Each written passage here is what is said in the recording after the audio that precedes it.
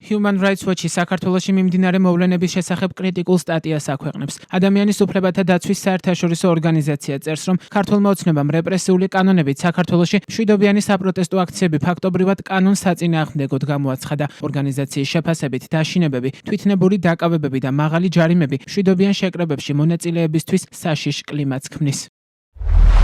საქართველოს ხელისუფლებამ მთელი რიგი კანონები მიიღო, რომლებიც მშვიდობიანი შეკრების უფლებით სარგებლობას ხელს უშლის და განსხვავებული აზრის ჩასახშობად გამოიყენება. ძალადობრივ პოლიციურ მეთოდებთან და მაღალ ჯარიმებთან ერთად აღნიშნული ზომები ქართველი ხალხის მშვიდობიანი პროტესტის უფლებას არღვევს. განსხვავებული აზრის გამოთქმას სახიფათოს ხდის და კრიტიკოსებს დამსჯელი ზომების წინაშე დაუცველს აქცევს. საქართველოს მთავრობამ ახალი ცვლილებები თვითნებური დაკავებებისა და ძალადობრივი სამართალწარმოების სახით გამოიყენა. როგორც ადამიანის უფლებათა ევროპული კონვენციის მხარე, საქართველოს ვალდებულია, რომ გამოხატვის თავისუფლებისა და მშვიდობიანი შეკრების უფლებები დაიცვას, ხოლო ნებისმიერ შეზღუდვას არამხოლოდ კანონიერი მიზანი, არამედ სამართლებრივი საფუძველიც უნდა ჰქონდეს და აუცილებლობისა და პროპორციული მოთხოვნებს შეესაბამებოდეს. აღნიშნული ზომები აუცილებელია, რათა ხალხს საზოგადოებრივ ცხოვრებაში მონაწილეობა თვითნებური დაკავების, ძალადობრივი პოლიციური მეთოდების გამოყენებისა და არაპროპორციული ჯარიმების შიშის გარეშე შეეძლოს.